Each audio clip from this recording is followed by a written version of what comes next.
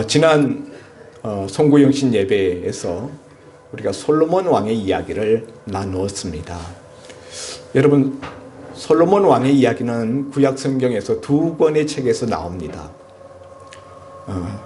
바로 역대하 1장, 그리고 오늘 우리가 살펴보고자 하는 이 열왕기상 3장. 이 두 권의 책에 솔로몬 이야기가 실려 있는데요. 역대하 1장에는 솔로몬의 첫 번 등장하는 기사가 어떤 내용으로 나오는가 하면은 우리 송구영신 예배에서 살펴본 바와 같이 1000번째 제사를 하나님 앞에 드리는 이야기로 솔로몬의 등장이 시작되고 있습니다. 반면에 같은 솔로몬의 이야기를 다루고 있는 열왕기상 제3장에서 솔로몬에 대한 첫 번 기사는 1절에 솔로몬의 결혼 기사로 시작되고 있습니다. 물론 이제 그 다음에 1000번째 드리는 이야기도 있습니다만은 첫 기사의 머리 기사가 좀 다르다 하는 거죠. 자, 그런데 이 솔로몬이 결혼을 누구랑 했는가? 3장 1절에 애굽의 왕 바로와 더불어 혼인 관계를 맺고 그의 딸을 맞이하여 다윗성에 데려왔다. 이렇게 기사가 시작되고 있습니다. 여러분, 애굽의 바로 왕이 자기 딸을 아무나에게 시집을 보낼까요? 요즘도 그렇습니다만 고대에도 마찬가지죠. 힘 있고 권력 있고 또 부자인 그런 사람들은 아무나에게 자기 자식들을 결혼시키지 않습니다. 유유상종이라는 말이 있듯이 다 어느 정도 수준과 뭔가 이렇게 맞다고 생각하는 그런 끼리끼리 결혼들을 합니다. 기업체의 자녀들은 또 그 기업체에 있는 그 유수한 집안의 자녀들과 더불어 또 결혼을 하죠. 솔로몬이 애굽의 바로 왕의 딸과 결혼했다라는 것은 애굽의 바로가 솔로몬이 다스리는 이스라엘 나라를 어떻게 봤다는 거예요? 상당하게 받고 인정을 했다는 거예요. 애굽의 바로 왕이 저 이스라엘을 다스리는 솔로몬은 상당히 무게가 있고 또 힘이 있고 가치가 있다. 교제하고 교류할 만한 그런 그 레벨이다. 그래서 자기 딸을 솔로몬에게 주어서 시집 보내었던 것입니다. 그러니까 이런 솔로몬의 그 세상적인 그런 그 평가, 솔로몬이 얼마나 형통하고 힘 있는 자가 되었는가라는 것을 결혼 기사를 통해서 먼저 말해 줍니다. 그런데 우리가 지난번에 1000번째 드리고 난 다음에 하나님이 내가 내게 무엇을 줄고 꿈에 나타나서 물어보실 때에 지혜와 지식을 구했더니 하나님이 구하지 아니한 부귀영화까지 주시고 전무후무한 그런 자가 되겠다라고 하나님이 약속해 주셨습니다. 그리고 그대로 하나님이 솔로몬에게 복을 주셨습니다. 그 결과 이렇게 솔로몬은 당시 세계 최강의 제국이었던 애굽의 바로 왕도 솔로몬이라 그러면은 내 딸을 시집 보내어도 되겠다라고 생각할 정도로 인정하는 그런 위치에 올라서게 되었다는 것입니다. 이런 그 세계 최강의 제국과 사돈 관계를 맺었다라는 것은 세상적으로 벌써 큰 인정을 받은 것임과 동시에 이스라엘 나라 입장에서는 아주 든든한 뒷배, 든든한 동맹을 가지게 된 것이지요. 세계 최강의 나라인 미국 대통령이 한국의 대통령의 자녀와 사돈 관계를 맺었다. 여러분 그렇게 생각해 보십시오. 얼마나 대단한 일이겠습니까? 얼마나 끈끈하게 서로 상부상조하는 그런 일들이 일어나지 않겠습니까? 자, 그런 점에서 솔로몬은 세상적으로는 아주 성공한 왕이었습니다. 그런데 과연 솔로몬이 하나님이 보실 때에도 성공한 왕일까 하는 것이 오늘 우리가 생각해 보고자 하는 것입니다. 솔로몬은 굉장한 행운아예요. 예. 왜 행운아인가 하면은 아버지를 잘 만났기 때문에. 아버지가 누구예요? 다윗이잖아요. 다윗이 하나님 앞에 일평생 쌓아놓은 믿음으로 또 그 덕망 높은 그런 인격으로 쌓아놓은 것들로 인하여서 그 아들 솔로몬이 왕위에 올랐을 때 이스라엘 주변의 나라들과 아주 평화로운 관계를 가지면서 나라를 다스릴 수가 있었어요. 그리고 하나님이 주변의 나라들을 솔로몬이 다스릴 때 다 힘을 못 쓰게 만들어놨어요. 그래서 솔로몬이 어부지리로 나라가 아주 더 강성해지는 그런 효과까지 하나님께서 덤으로 솔로몬에게 부어주셨습니다.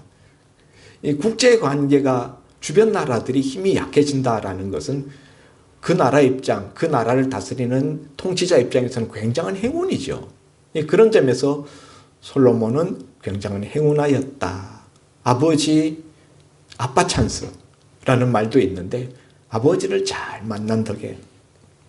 그런데 이런 그 솔로몬에 대한 우리가 평가를 할 때 솔로몬은 양면성이 있었다 하는 거예요. 양면성을 가진 사람. 그러니까 솔로몬에게 믿음이 있었습니까? 없었습니까? 1000번째 드리는 믿음이니까 그 믿음이 있었죠. 그런데 이렇게 1000번째 드릴 정도로 하나님을 의지하고 경외하였던 솔로몬이지만은 나중에 솔로몬의 모습을 보면은 인생 중반 이후에 솔로몬의 모습을 보면은 우상 숭배하는 대로 나아갔고 하나님에게서 떠난 그런 모습을 보여주었다라는 점에 있어서 솔로몬에 대한 평가는 이중적일 수밖에 없다. 양면적인 면이 있다. 신앙적인 면도 있는데 불신앙적인 면도 있다. 그래서 오늘 우리가 이런 솔로몬에 대한 이야기, 열왕기상 기자가 쓰고 있는 이 내용을 살펴보면서 이 본문을 좀 넘어서서 솔로몬 왕 인생 전체에 대한 이야기를 이 시간에 나누어 보고자 합니다. 우리는 모두 다 솔로몬처럼 살아보는 것이 우리의 꿈이요, 우리의 평생의 소원입니다. 대부분의 사람들이 다 그렇지 않겠습니까? 그런데 오늘 이 열왕기상 기자는 솔로몬에 대해서 과연 어떻게 말하고 있는가? 여러분, 우리가 어떤 인물에 대해서 묘사할 때 맨 처음에 무슨 이야기를 하느냐가 굉장히 중요해요. 어떤 사람에 대한 이야기를 할 때, 그 사람 어떠하더라. 그 첫 번째 이야기가 중요해요. 역대기 기자는 1000번제를 드렸던 왕으로 맨 첫 번 솔로몬의 서두를 장식했는데 오늘 열왕기 기자는 애굽 바로 왕의 딸과 혼인을 맺었다라는 이야기로 솔로몬에 대한 이야기를 시작하고 있다 하는 거죠. 그러니까 역대기 기자가 쓴 솔로몬에 대한 평가와 열왕기 사가가 쓴 솔로몬에 대한 평가가 좀 다르다는 거예요. 서로 보는 시각이 달라요. 왜냐하면은 이 책들을 쓴 저자의 그 시대 상황이 각각 달랐기 때문이에요. 열왕기서는 이스라엘 백성들이 바벨론 땅에 포로로 끌려가서 유다 백성들이 바벨론 땅에 포로로 끌려가 있을 때 우리 유다 나라가 왜 멸망당하고 말았는가? 거기에 대해서 하나님의 관점에서 선지자적인 관점에서 풀어놓은 것이 열왕기 상하입니다. 그러니까 멸망당했을 때 저 바벨론의 신이 이스라엘의 하나님보다 더 강한가? 우리가 믿는 하나님이 세계 가장 강한 신이라고 믿었는데 왜 하나님을 믿는 유다 나라가 우상을 섬기는, 저 우상 말뚝신을 섬기는 바벨론에게 패망당하고 말았는가? 거기에 대한 대답을 주는 거예요. 역사를 통해서. 반면에 역대기는 포로 귀환한 시대 때 바벨론 땅에 있던 백성들이 유다 땅으로 다 돌아왔습니다. 돌아온 백성들에게 앞으로 우리가 어떻게 살아야 될 것인가 하는 것에 대한 지침과 방향을 주기 위해서 쓴 역사서예요. 그래서 역대기에서는 뭘 강조하는가 하면은 성전에 대한 태도가 중요하다라는 걸 이야기합니다. 왜냐하면 그 시대가 하나님의 예루살렘 성전이 무너지고 이제 새로 스룹바벨 성전을 세우는 시대. 그 성전이 지지부진하고 잘 세워지지 못했어요. 그래서 이스라엘 백성들이 과거에 우상 숭배를 하다가 결국은 바벨론 땅에 포로로 끌려갔잖아요. 그래서 아무 데 산당에서나 우상에게 절하고 우상신에게 제사 드리고 그게 아니라 오직 하나님의 성전에서만 하나님 앞에 예배 드려야 된다. 그 성전에 대한 태도에 따라서 우리의 미래가 달라진다 라는 관점에서 역사를 서술했어요. 그래서 왕들을 평가할 때 거기서는 성전에 대해서 어떤 자세, 어떤 태도를 가졌는가, 그리고 거기에서는 이상적인 모델들을 세웠습니다. 거기 보면은 다윗이라든가, 다윗은 안 나와요. 솔로몬부터 시작해서 솔로몬이 성전을 세웠잖아요. 그러니까 솔로몬이 거기에서는 아주 이상적인 성전을 세운 사람이기 때문에 이상적인 모델로 나와요. 솔로몬의 나쁜 점은 기록을 안 했어요.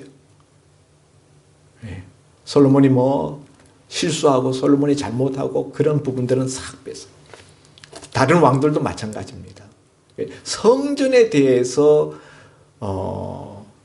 적극적이고 성전에 대해서 긍정적이고 신앙적인 태도를 견지했던 그런 사람들을 위주로 쓰고, 그런데 포인트를 두고 그런 사람들은 실수 잘못이 있었어도 그런 부분은 기록하지 않았어요. 그게 역대기입니다. 역대기에서는 역대기 기자는 제사장적인 관점에서 역사를 서술했다. 제사장. 성전을 관리하는 자가 제사장이잖아요. 그러니까 성전에 대해서 어떤 태도를 가지느냐. 오늘날로 칠 것 같으면 교회에 대해서 어떤 태도를 가지느냐. 그렇게 적용할 수 있겠죠. 반면에 열왕기서 사가는 선지자적인 관점에서 기록했어요. 제사장과 선지자가 상충됩니다. 선지자는 뭐 하는 사람입니까? 하나님의 말씀을 전하는 사람이잖아요. 그래서 하나님의 말씀에 대해서 어떤 태도를 가지고 있는가? 하나님의 말씀을 지키면은 하나님이 복을 내리시고, 그 말씀을 지키지 아니하고 불순종하면은 멸망당한다. 하나님께 버림받는다. 그런 관점에서 이스라엘 유다 역사를 쭉, 북이스라엘과 남유다 역사를 쭉 쓴 것이 열왕기서입니다. 그래서 보면 어떤 부분은 열왕기서 이야기가 역대기에 또 나오잖아요. 왜 같은 이야기 자꾸 이렇게 성경이 반복해서 이야기하는가? 그렇게 생각하실 수 있는데, 여러분, 사가에 역사가의 관점이 들어있다. 어떤 관점으로 역사를 서술하고 있는가? 거기에 따라서 역사를 보는 시각이 달라지는 거예요. 그래서 오늘 우리가 이 열왕기상 3장에서 이 열왕기사가는 솔로몬에 대한 첫 번 이야기를 애굽 이방 나라, 애굽의 바로 왕의 딸과 결혼한 이야기로부터 솔로몬 이야기를 시작하고 있다. 이거는 무엇과 같은가 하면요, 우리가 수학을 할 때 더하기 뭐 더하기 이렇게 연산을 우리가 해 나가는데, 그걸 괄호로 묶고, 전체를 괄호로 묶고 맨 앞에다가 마이너스 부호를 앞에 치면은 전체가 어떻게 됩니까? 전체가 다 마이너스로 되는 거예요. 한 개 많이 있어도 앞에 괄호로 묶고 앞에 마이너스 딱 맨 앞에다 마이너스를 치면은 전체가 마이너스가 되는 것처럼 맨 솔로몬의 역사 서술 시작에 서두에 이방 공주와 결혼했다 라는 것을 먼저 서술한 것은 이 역사가가 솔로몬의 인생에 대해서 마이너스로 치고 있다라는 것을 말해주는 거예요. 왜 그렇습니까? 구약 성경에 보면 하나님이 이방의 나라의 사람들과 결혼하지 말라 그랬어. 이방 여자들 데려다가 결혼하지 말라. 율법에 언급했습니다. 출애굽기 34장 16절, 신명기 7장 3절 4절. 이방 여인들과 결혼하지 말라. 왜 그랬습니까? 이방 여인들은 이방에서 우상을 섬기는 문화 속에서 자랐잖아요. 시집을 와도 자기네들이 섬기는 우상 단지를 들고 오는 거예요. 우상 신들을 가지고 와서 이스라엘 나라, 유다 나라에 와서도 계속 우상 숭배를 하게 되므로 이스라엘 백성들에게, 유다 백성들에게 우상 숭배를 퍼뜨리게 되는 그런 그 오염원이 되기 때문에 그로 인해서 이 혼합 신앙, 혼잡 신앙에 혼잡해지는 거예요. 짬뽕 신앙이 되는 거죠. 그래서 그런 것들을 방지하기 위해서 율법의 엄히 이방인과 결혼하지 마라. 이렇게 명령하셨던 것입니다. 그런 하나님의 그 명령을 솔로몬이 잘 알고 있음에도 불구하고 애굽의 공주를 데려다가 혼인을 했어요. 정략 결혼입니다. 정치적인 계산에 의해서 그렇게 함으로 인해서 애굽이라는 든든한 뒷배 동맹을 갖게 되어서 주변의 나라들이 함부로 솔로몬의 이스라엘 나라를 침공할 수 없게 만드는 그런 자기를 지키는 효과가 있죠. 또 내 사돈이 애굽 바로 왕이야 이렇게 말함으로 인해서 사람들에게 자랑할 수 있는 자랑거리도 되는 것이죠. 어쨌든 솔로몬은 이런 정치 외교적인 그런 생각, 인간적인 생각으로 율법에서 금하고 있는 애굽의 바로 왕의 딸과 혼인을 맺었다. 그것은 성경이 이 선지자적인 관점에서 그는 하나님의 율법의 말씀을 중심으로 판단하니까 볼 때는 맨 앞에 그걸 갖다 놓았다는 것은 솔로몬의 인생 전체를 마이너스로 봤다는 거예요. 자, 그런 점에서 솔로몬은 양면성이 있다는 거예요. 물론 이후에 1000번째 드리는 기사가 이어 따라 나옵니다만은. 자, 그러면은 이 3장 1절에 이렇게 솔로몬의 기사를 시작하면서 이방 공주와 결혼한 율법에 언급한 내용을 먼저 씀으로 말미암아 솔로몬의 인생이 앞으로 어떻게 될 것인가를 사실은 이걸로 미리 다 전망을 보게 하는 것입니다. 일종의 전망대 같은 역할도 하는 거예요. 이 3장 1절에 뿌린 이 씨앗이 11장에 가서 열왕기상 11장에 가서 보면은 이것이 이제 열매를 맺습니다. 여러분 우리가 봄에 씨앗을 뿌리면은 가을에 가서 열매를 맺잖아요. 우리 인생도 마찬가지입니다. 솔로몬이 이 초창기에 애굽의 바로 왕과 혼인을 맺었던 이 씨앗이 그 다음에 점점 자라서 11장에 가서 보면은 열매를 맺습니다. 4절에 보면 11장 4절에 솔로몬의 나이가 많을 때 그의 여인들이 그의 마음을 돌려 다른 신들을 따르게 하였으므로 왕의 마음이 그의 아버지 다윗의 마음과 같지 아니하여 그의 하나님 여호와 앞에서 온전하지 못하였으니 이는 시돈 사람의 여신 아스다롯을 따르고 암몬 사람의 가증한 밀곰을 따름이라. 솔로몬이 여호와의 눈앞에서 악을 행하여 그의 아버지 다윗이 여호와를 온전히 따름같이 따르지 아니하고 모압에 가증한 그모스를 위하여 예루살렘 앞산에 산당을 지었고 또 암몬 자손의 가증한 몰록을 위하여 그와 같이 하였으며 그가 또 그의 이방 여인들을 위하여 다 그와 같이 한지라. 그들이 자기의 신들에게 분향하며 제사하였더라. 9절 솔로몬이 마음을 돌려 이스라엘의 하나님 여호와를 떠남으로 여호와께서 그에게 진노하시니라.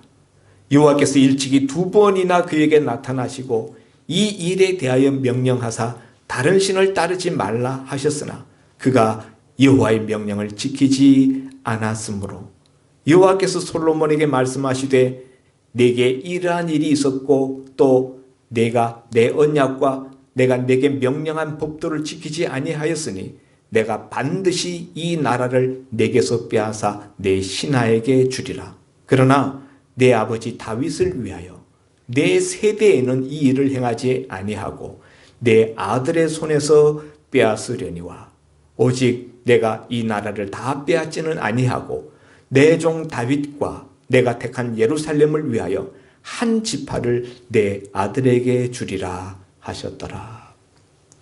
예.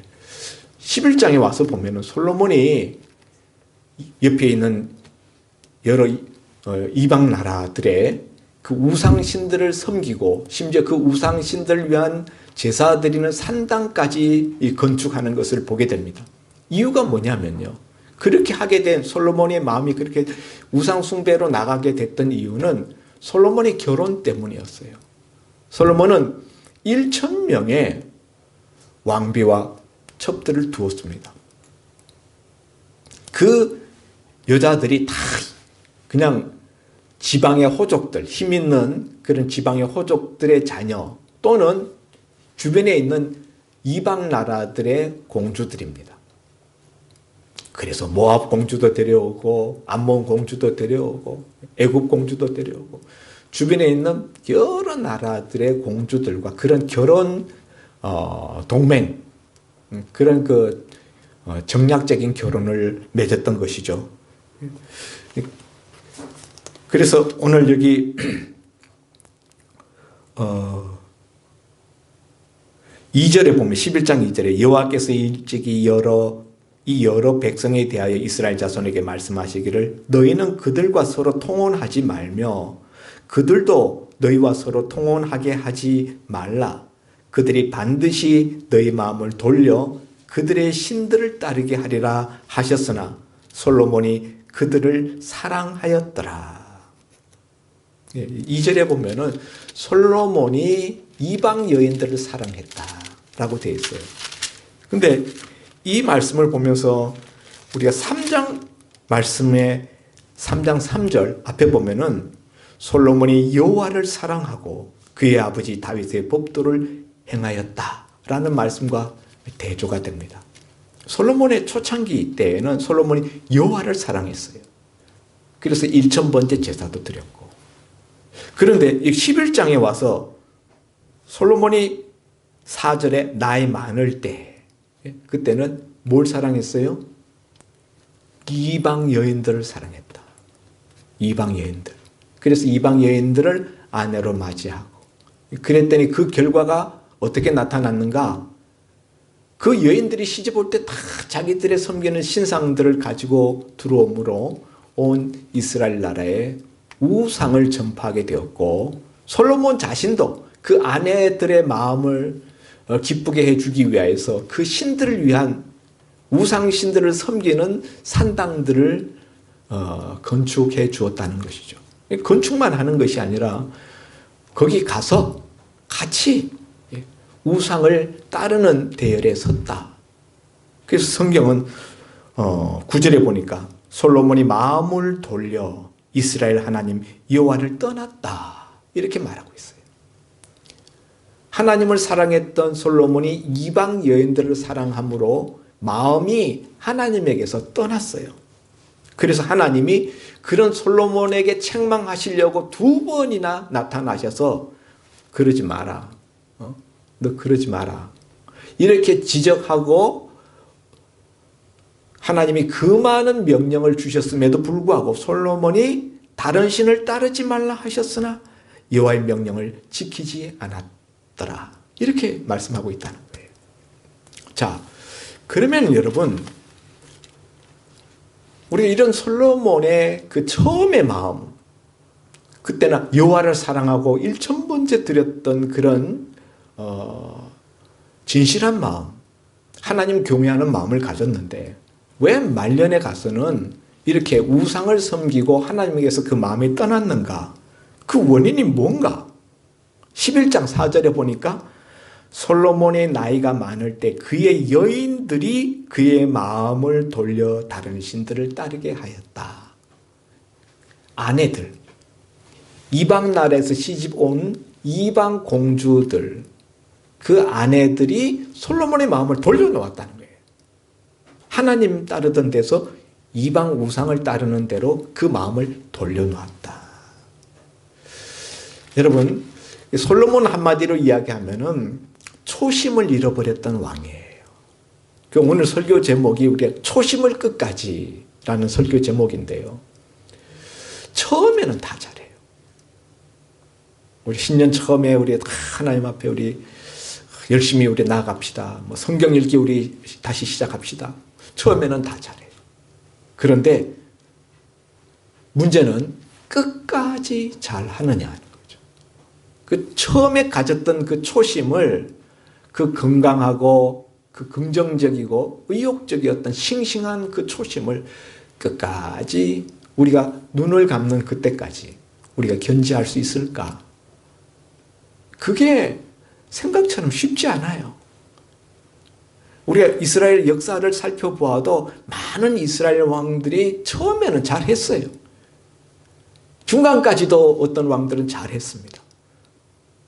그런데 나중에 가서 인생 말년에 가서 모습을 보면은 이게 아닌데 싶은 그런 모습들을 우리가 많이 보아왔다는 것이죠.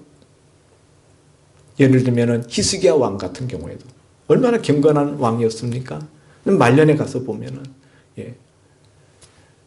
므낫세 같은 아들을 낳아가지고 나라를 멸망의 구렁텅이로 빠뜨리는 그 앞잡이 노릇을 하고 말았습니다. 우시야 왕 같은 경우에도 상당히 경건하고 개혁적인 종교개혁을 일으켰던 왕인데 나중에 보면은 교만해져가지고 제사장 외에는 집례하지 못하는 성전 제사를 자기가 직접 들어가서 제사 집례하다가 결국 하나님이 치셔서 나병 환자가 되어 나병 환자로 결국 최후를 마치게 됩니다.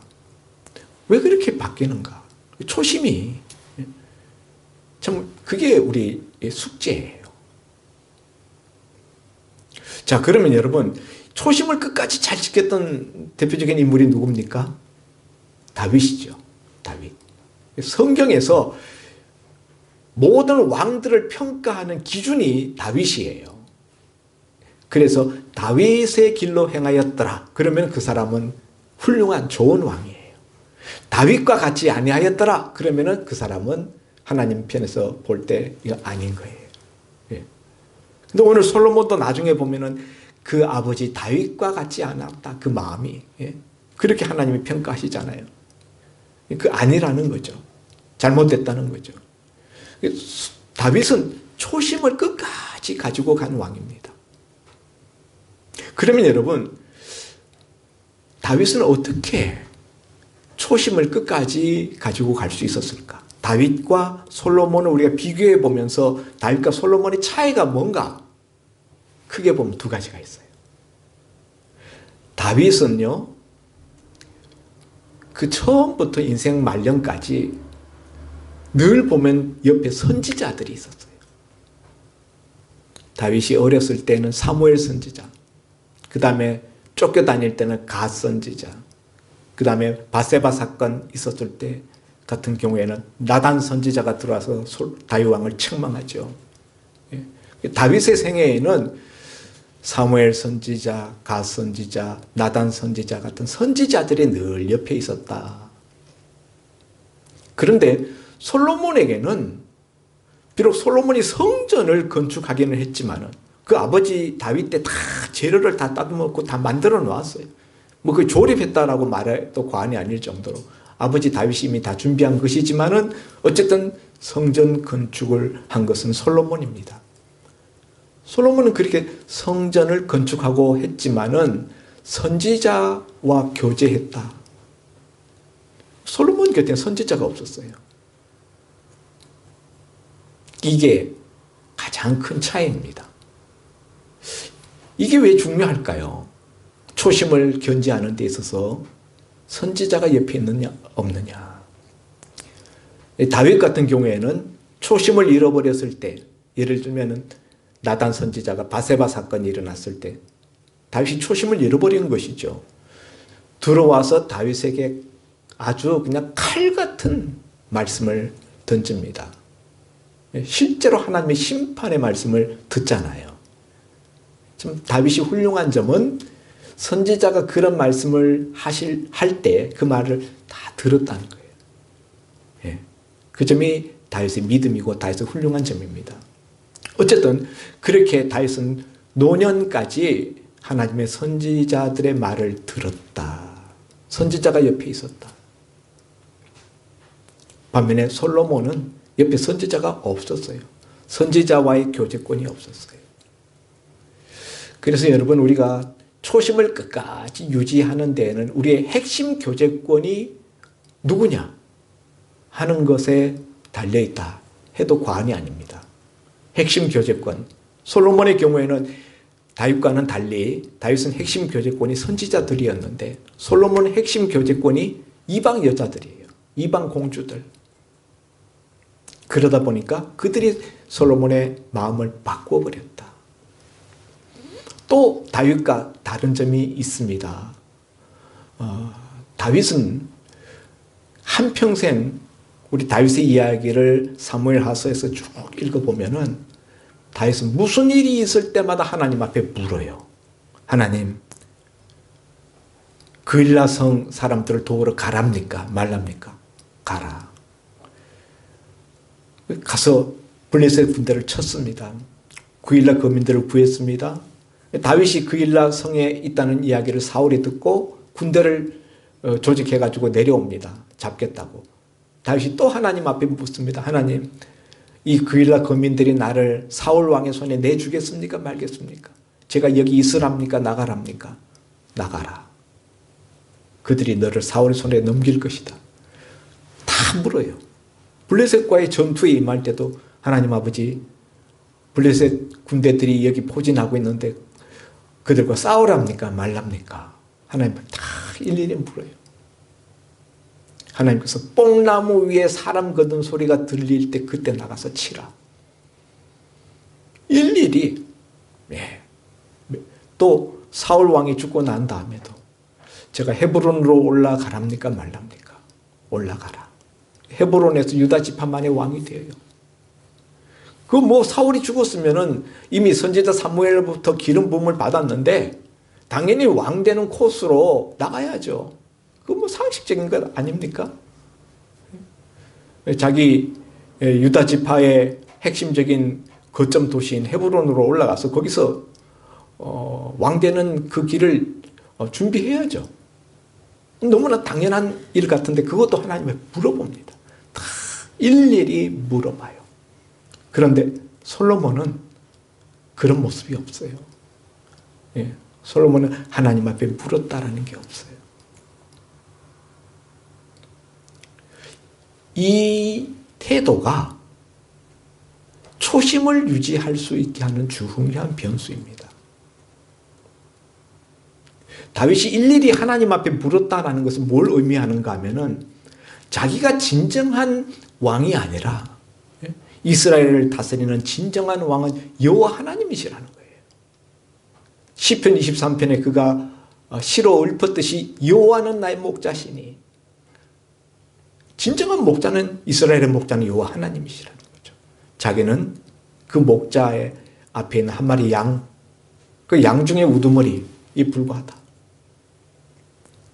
자신을 하나님의 대리 통치자로 철저하게 인식했다. 그래서 종이 주인에게 모든 것들을 의논하고 물어보고 행동하듯이 대리 통치자로 자처하였던 다윗은 매사를 일일이 하나님께 묻고 행동했습니다. 반면에 솔로몬은 하나님 앞에 묻지 않았어요. 하나님이 그에게 지혜의 명철을 주셨기 때문에 자기가 가진 지혜의 명철로 자기 일들을 얼마든지 잘 처리할 수 있다 생각하고 자기 스스로 하나님을 대리하는 통치자가 아니라 자기 스스로 통치자로 자처했어요. 내가 통치자인데 누구한테 물어? 만인이 내 발밑에 있는데. 이게 다윗과 솔로몬의 차이입니다. 그런 마음이었기 때문에 결국 솔로몬은 초심을 잃어버리고 말았다. 그래서 우리가 다윗을 이야기할 때는 하나님께 전심, 솔로몬은 하나님께 반심 이렇게 이야기하잖아요. 하나님을 사랑했다고 하나 아버지 다윗이 하나님을 사랑한 것처럼 온전한 마음으로 하나님을 사랑했던 것이 아니라 솔로몬은 절반의 반심을 가지고 하나님을 사랑했다. 한쪽에는 이방 공주들, 인간적인 방법으로 자기를 지키고 자기 나라를 흥하게 하려고 하는 그런 세상적인 전략들, 이런 것들이 솔로몬 속에 많이 들어있었죠. 그러므로 솔로몬은 처음에 가졌던 그 초심을 끝까지 가져가지 못하고 말았다 하는 것입니다. 성도 여러분, 우리가 새해 첫 시간을 맞이했는데 우리가 하나님 앞에 우리가 예수 처음 믿을 때 우리가 가졌던 그 초심, 처음 은혜 받았을 때 내가 가졌던 그 초심, 그 초심을 일단 회복합시다. 그리고 그 우리가 처음 은혜 받고 처음 예수 믿을 때 그때 우리 하나님 앞에 품었던 그 진지한 초심을 우리가 회복한 다음에 그걸 앞으로 우리가 계속 살아가면서 점검을 합시다. 내가 과연 그대로 살고 있는가? 점검 안 하면은 이게 언제 어디서 떨어지는지, 언제 다 이 초심이 증발되어졌는지 스스로도 알지 못합니다. 우리 살아가면서 계속 주기적으로 점검하고 확인하고, 그래서 마지막에 주님 앞에 우리가 서는 날 착하고 충성된 종아 잘하였도다. 내가 처음 마음을 끝까지 견지하였느니라. 이런 말씀을 우리가 들을 수 있다면 얼마나 좋겠습니까? 아멘입니까? 예. 초심을 끝까지. 오늘 설교 제목 여러분 마음에 새기시고 이 초심이 변하지 않도록, 선지자가 옆에 있어서 계속 말씀을 들려주는 것을 우리식으로 바꾸면 어떻게 하는 걸까요? 매주 예배 때마다 나와서 말씀 듣는 거, 그게 되겠죠? 또 집에서도 내가 수시로 성경을 매일 읽는 거, 그게 선지자가 옆에 있어서 말씀을 들려주는 것과 같은 거예요. 우리가 지난해 한 해 동안 성경 읽기 시상을 걸어놓고 했습니다. 금년에는 제가 시상을 안 겁니다.